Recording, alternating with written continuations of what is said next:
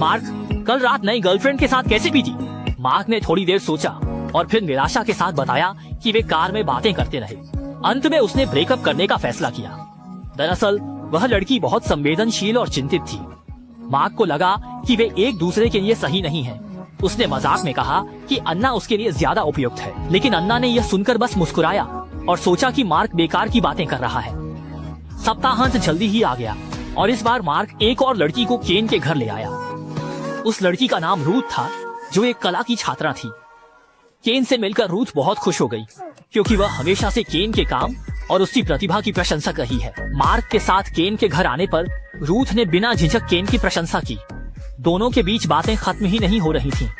केन और रूथ को इतनी अच्छी तरह से बातचीत करते देख अन्ना के मन में अजीब सी बेचैनी होने लगी। इसलिए उसने मार्क को खींचकर स्टडी रूम में ले गई। वह चाहती थी कि वे अपने नवीनतम प्रोजेक्ट पर ध्यान केंद्रित करें, लेकिन बाहर से आती हंसी और बातें अन्ना को परेशान कर रही थी। वह किसी भी प्रोजेक्ट पर ध्यान नहीं दे पा रही थी। मार्क ने अन्ना की हालत देखी और निराशा में सिर हिला दिया। जब विदाई का समय आया, केन ने महसूस किया कि रूथ की उपस्थिति ने उसे नई प्रेरणा दी है। उसने रूथ को अपना मॉडल बनने के लिए उत्साहपूर्वक आमंत्रित किया। रूथ ने यह सुनकर बहुत सम्मानित महसूस किया। उसने तुरंत सहमति दे दी। अन्ना ने ताने मारे और रोकने की कोशिश की, लेकिन केन का कला के प्रति समर्पण कम नहीं हुआ। वह मानता था कि रूथ की उपस्थिति उसकी रचनाओं में नई चमक लाएगी।